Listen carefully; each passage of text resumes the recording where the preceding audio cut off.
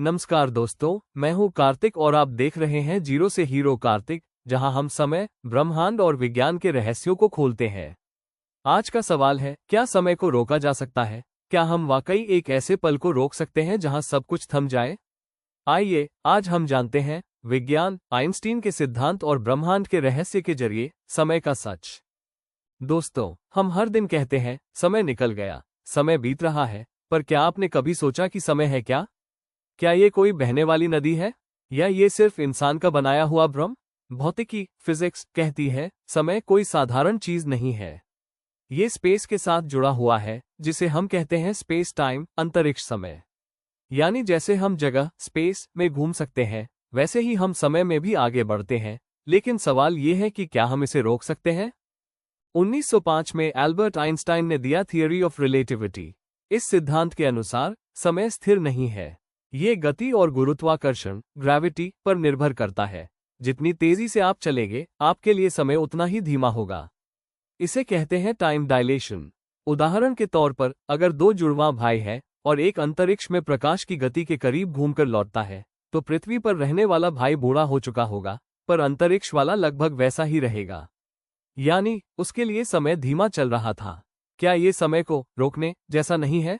Einstein के अनुसार, जब कोई वस्तु प्रकाश की गति 3 लाख तक पहुंचती है, तो उसके लिए समय लगभग रुक जाता है।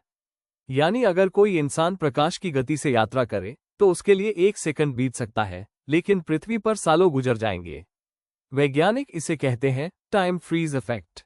भले ही इसे पूरी तरह रोकना न कहें, पर यह समय को धीमा करने का सबसे नजदीकी तरीका है।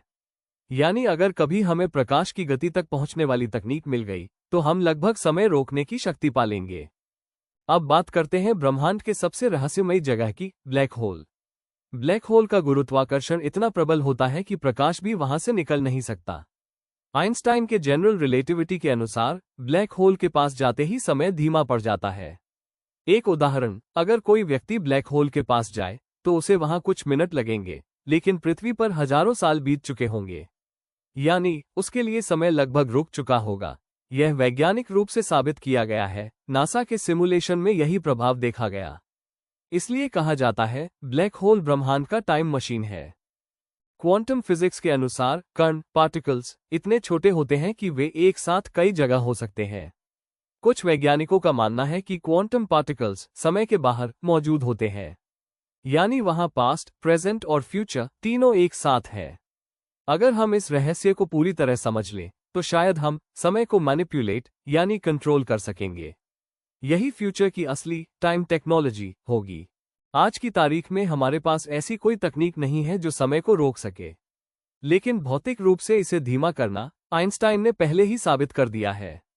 भविष्य में अगर हम प्रकाश की गति तक पहुंच गए या ब्लैक होल की एनर्जी को समझ गए, तो समय को रोकना अब सिर्फ सपना नहीं रहेगा, बल्कि एक वैज्ञानिक संभावना बन जाएगी।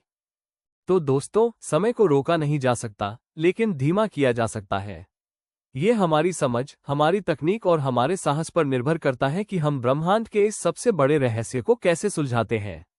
अगर आपको यह वीडियो पसंद आया हो, तो लाइक, शेयर और सब्सक्राइब जरूर करें, क्योंकि मैं हर हफ्ते लाता हूं ऐसे ही ज्ञान और रहस्य भरे वीडियो जहां हम जीरो से हीरो बनने की यात्रा पर साथ चलते हैं।